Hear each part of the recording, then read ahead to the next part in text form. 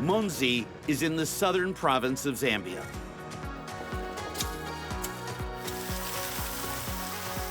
Agriculture fuels this economy.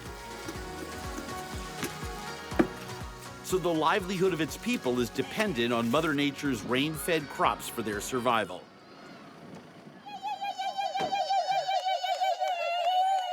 Squamba. You must be Imelda. Imelda, nice to meet you.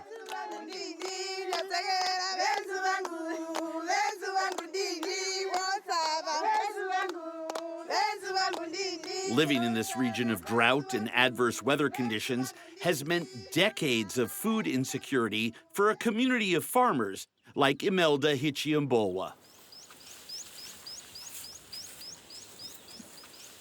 That situation changed in 2017 when she joined the local Farmers Club.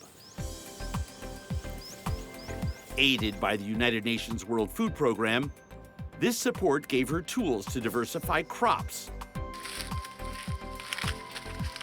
reduce post-harvest losses, and improve her household income. How much land do you have here to plant corn? 5 hectares.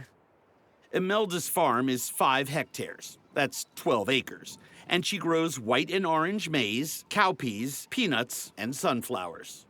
And all of it planted by hand, maintained by hand, harvested by hand. And you're looking at the hands.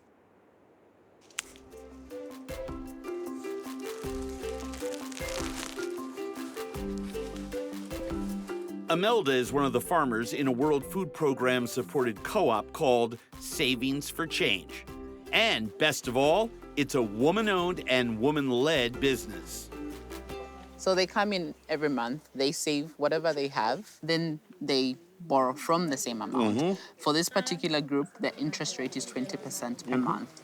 And based on that, they're able to grow their money. So I'm sure a lot of people hear the 20% figure, but essentially they're paying that to themselves that will later be dispersed as savings. That's the co-op nature of it being successful. So I assume they don't mind paying 20%. They don't mind paying 20%. Actually, they decided to make the 20% interest. 6, 7. One of the women was actually borrowing a small amount of money so she could go into the town and get goats and chickens, which then can grow. She can milk, eggs, etc., right? Yes, and once they grow, she can sell part of that as well. Yeah. And that gives them the money to pay it back with the interest. They're able to grow that money substantially. It's part of also financial education for them, as well as once they've understood the intricacies of borrowing and lending, we actually link them up to private financial institutions who are able to actually lend them money so that they grow whatever they have. Imelda built her house that way.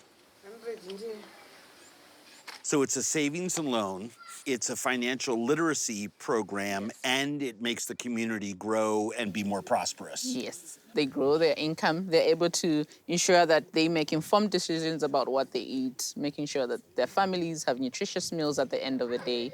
So it's a whole cycle.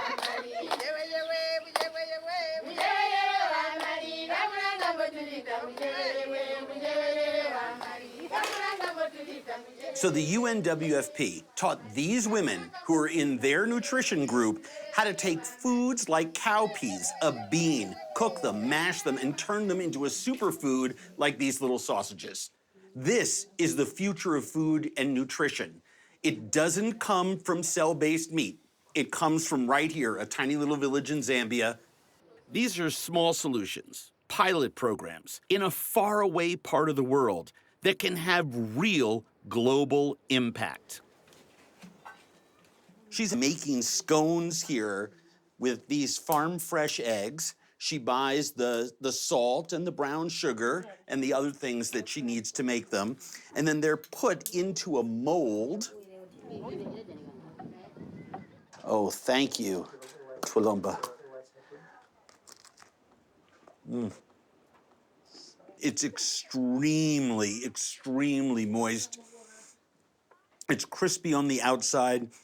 It's not too sweet, but you just get a little bit of sweetness from that brown sugar. This is awesome. And she sells them at soccer games. And thanks to the savings group, she's able to grow this business.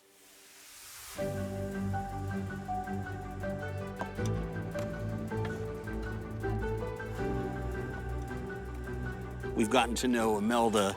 She's a pretty impressive lady, but after sharing a little bit of food with her family, you might be surprised to know that she's a single mom. So you can imagine how important those WFP programs are, not just for her, but for her children, her grandchild, and the community at large here. It's delicious. That's a global game changer.